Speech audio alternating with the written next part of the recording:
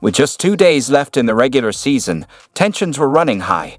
There was a wild finish in Indiana, a heated moment in Detroit, but the main event was in Memphis. The Grizzlies and Timberwolves faced off in a key game with direct playoff implications, and from the opening tip, the two star players went at it. Been back since March. Morant going to work, hangs and scores off the glass. That they can overcome that. 3 games left in the schedule. Edwards hits another 3. Edwards emerging as one of the great superstars in this game. Both teams aligned. So interesting as Ja Morant hits a 3. Uh-oh, here we go. Josh shakes off Dante DiVincenzo and sinks a deep 3. Just 2 minutes later, he nails another one. Back-to-back long-range shots. Honestly, maybe he should save those big moments for when the game's on the line. Hitting 2 like that in the first quarter feels like a bit much. Meanwhile, on the other end, Edwards was heating up too. Shot clock is off. Edwards, so shifty. Edwards explodes to the basket and lays it in. Edwards led with 13 points and Morant followed with 12 in the first quarter, but it was Desmond Bane who took over in the second, stealing the spotlight. This is pace. That was a game that, as Bane buries a 3, tell you a lot's got to be said about how Memphis has developed their players. They've got great production. Desmond Bane turned into a major weapon. Bane was unstoppable. He went a perfect 7 for 7 from the field and 5 for 5 from 3, completely shifting the momentum in Memphis's favor. Minnesota playing a little zone here. Here's Bane, the zone killer, and he drills the 3. Final possession of the second quarter.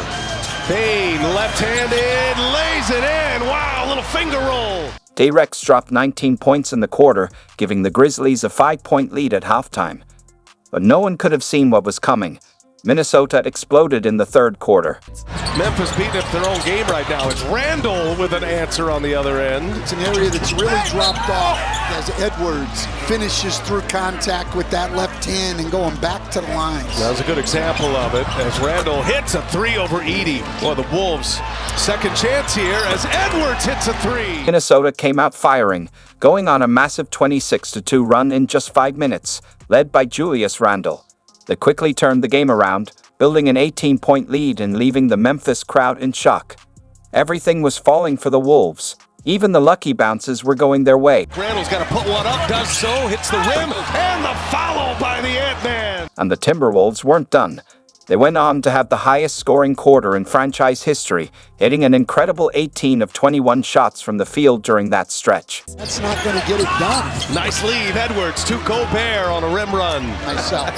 Here's Edwards, he shakes Aldama, buries another 3. I thought he got fouled. Edwards for 3. Okay, the Ant-Man is on one tonight. Ant-Man went off for 18 of his 44 points in that quarter, blowing the game wide open. His insane performance helped Minnesota rack up 52 points, the third highest scoring quarter in NBA history. How do you respond to that? The Grizzlies gave it their best shot, fighting back with a strong run of their own in the final period. 13 buckets in the first 3 quarters here tonight. Here is Morant, got a 3-quarter. There's their 9th miss of the quarter. Morant, 3-pointer is good again. Sets up Morant in the corner. He drives, he hangs, and he scores! And 1! Memphis went on a 20-7 run, cutting the lead down to just 10 points and giving the home crowd a bit of hope. Jackson hit a huge 3, but it wasn't enough. Julius Randle ended the momentum with a clutch play and kept the Grizzlies at bay until the final buzzer. Randle had a fantastic game, finishing with 31 points, 10 rebounds, and 5 assists on 59% shooting. Alongside Edwards, they proved to be too much for Memphis to handle.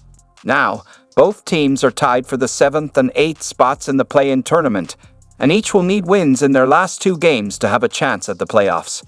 Minnesota faces the Nets and the Jazz, while Memphis has a tougher road ahead, facing Jokic and the Nuggets tonight before hosting the Mavs in their final game. As for Ant, he finally revealed the secret to his monster performance. Jackson sets up for 3. Jackson, cash money. Next up, we head to Indiana, where the Cavs held a 5-point lead midway through the fourth quarter. Despite being without 4 key players, they played solid basketball, but the Pacers weren't backing down. They were still battling for home court advantage in the first round. setting the stage for a tense and exciting finish. Trainer told me to black out tonight, so I tried to do that. We be watching I know people gonna love this. He sent me MJ videos every day about blacking out, and I think MJ said something like, "Why would I worry about a miss if I haven't took the shot yet?" So he be sending me stuff like that, so I appreciate it. What a thrilling sequence. Both teams were giving it their all. In the clutch, Tyrese Halliburton took control for Indiana, stepping up when it mattered most. Cavaliers in this quarter, three-point shooting, 6 of 7. Porter will weave. Merrill outside, a fake, a three. What? Got it! 15 points! 4 of 4 threes in the fourth. In the corner, Walker triple. Good! Oh my goodness. This is the last regular season game. It's Porter right down the lane and for 2, Clyde. Tyrese Halliburton went on an 8-0 run by himself, putting Indiana up by 6 with just 3 minutes left. But Cleveland had Craig Porter Jr. ready to answer. Halliburton sets, fakes the three, drives into a thicket and gets it to go. The other way comes Halliburton. Tied at 107, this could break the tie with a three. What a game for Hallie. Just 7 turnovers for Indiana. Halliburton sets another three. Oh! With the Pacers going scoreless for 2.5 minutes, the Cavs had a chance to either tie the game or take the lead. Porter will make a move. Minute and a half to go. His three. Wow. Down the hatch. Porter with a triple. Indiana held strong against the attack, but Nisid committed an off-ball foul on Javonte Green, sending him to the free throw line for 2 shots.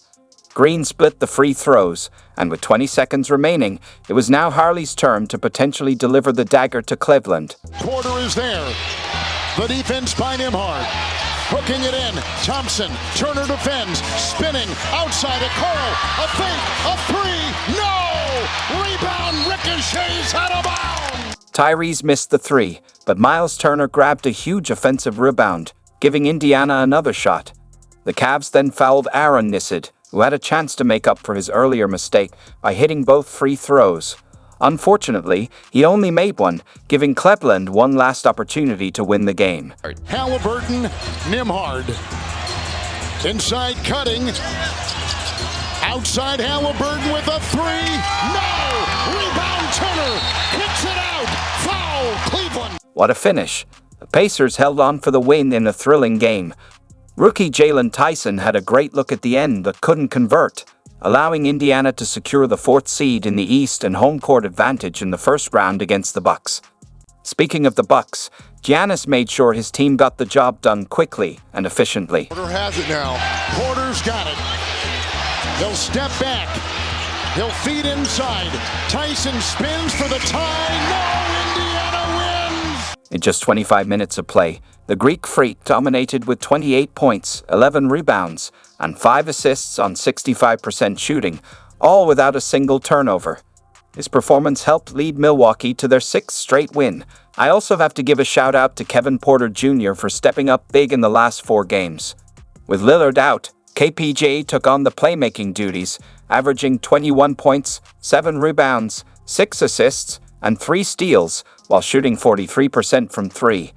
Now that's what I call a comeback. And last but not least, I got to show you the intense moments from the game between the Pistons and my Knicks. Kevin Porter Jr. front of the rim. Giannis with the rebound and put back with the left. Giannis walks into that three-pointer and sinks it. Giannis, look out, below. Oh.